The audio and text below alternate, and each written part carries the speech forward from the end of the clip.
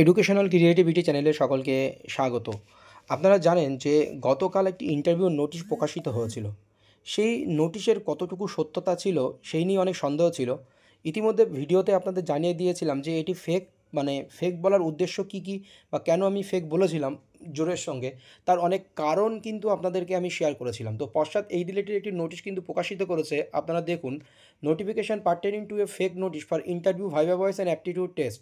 A notice for interview viva voice and aptitude test has been published by an unknown person by memo number এত circulated in the social মিডিয়াতে দেখা যাচ্ছিল এটা সম্পূর্ণ fake বলে পশ্চাৎ বলেছে, কিন্তু পশ্চাতের যে পুরানো ওয়েবসাইটে সেখানে কিভাবে আপলোড হলো এটা কিন্তু একটা মানে জানার বিষয় রয়েছে, একটা কৌতুকজনক ব্যাপার রয়েছে।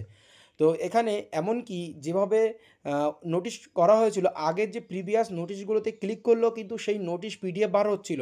ধরুন এখান থেকে ১.৫ বছর ২ বছর আগে যে নোটিশগুলো ওখানে আপলোড হয়েছিল সেই নোটিশগুলো যদি আমরা ক্লিক করছি তখন সেই অরিজিনাল নোটিশ আসছিল।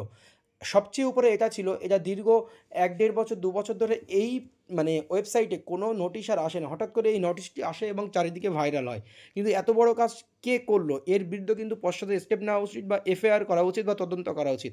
নয় এরকম একটা জাল চক্র চারিদিকে থাকবে এবং এর আগেও আমরা এই জাল চক্র অ ভেবেছিলাম, কিন্তু সেটা নিয়োগ প্রক্রিয়া হয়েছিল, সেখান থেকে বিকাশ ভবনে ইন্টারভিউ হয়েছিল, ইত্যাদি, ইত্যাদি কিন্তু হয়েছিল। তেমনটা ভয় আবার হচ্ছে না তো? এমনটাই কিন্তু একটা ভয়ের কারণ হয়ে দাঁড়াচ্ছে। তো এখানে পশ্চাৎ জানাচ্ছে কি, "in this context I am directed to inform and hereby notify to whosoever this may concern that the content of the aforesaid notice are fake, false and fabricated in its entireness." সম্পূর্ণই fake, false and fabricated.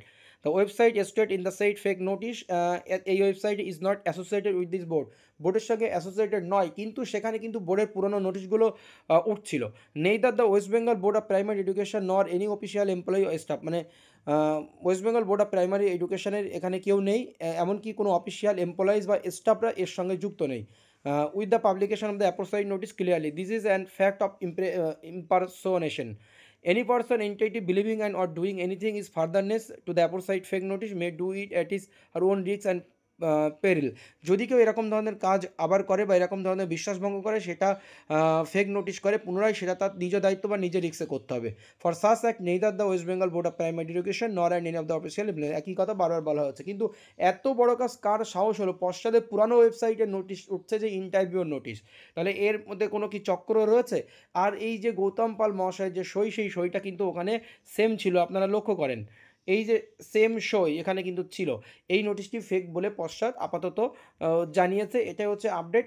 আর গতকাল এই নোটিশটি viral হয়েছিল social মিডিয়াতে, যেটা 20/5/2025 পশ্চাৎ notification করেছিল। 21/5/2025 পশ্চাতের যে পুরনো ওয়েবসাইট সেখানে কিন্তু আপলোড হয়েছিল। এটাই দেওয়ার আপডেট। দেখুন, পশ্চাতের যে পুরনো ওয়েবসাইট ছিল সেই পুরনো ওয়েবসাইটের এখানে আপলোড হয়েছিল notice, interview, viva voice and aptitude test, এই নিউ দেখতে পাচ্ছেন। আর এগুলো পশ্চাতের আগের নোটিশ। সেই নোটিশগুলো কিন্তু ক্লিক করলে কিন্তু আবার সেই আমরা অরিজিনাল তথ্য এখানে পাচ্ছিলাম। দেখুন, এইগুলো কিন্তু পশ্চাতের দেওয়া অরিজিনাল তথ্য, সেগুলো আমরা পাচ্ছিলাম। তাহলে অনেকে তো বিশ্বাসযোগ্য হিসাবে ধরে নিয়েছিল, কিন্তু নোটিশটা আমরা যদি অনেকেই লক্ষ্য করি তাহলে কিন্তু ওখানে সেই নোটিশদের মধ্যে অনেক অসঙ্গতি ছিল, সেই জন্য আমরা ধরে নিয়েছিলাম যে এটা ফেক নোটিশ। এটাই হচ্ছে বলার ছিল, কিন্তু এই বিষয়ে পশ্চাতে আরও বড় স্টেপ বা এফআইআর করা উচিত।